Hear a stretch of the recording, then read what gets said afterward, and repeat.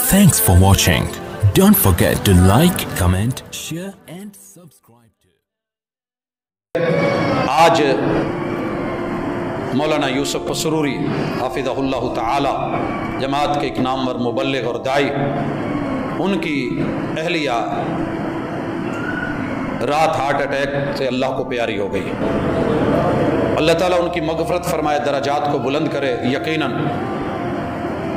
گھریلو تعلقات ہیں تو اہلیہ بتا رہی تھیں کہ ان کا انداز اور رویہ انتہائی مشفقانہ، بچیوں کا ادارہ، نگرانی اور اسی طرح دیگر اداروں کا اور معاملات، اور جب کوئی خطیب بڑے کھلے عام گر رہا ہو دعوت کے میدان میں تو پیچھے بہت بڑی قربانیوں میں سے ایک قربانی اہلیہ کی بھی ہوتی ہے۔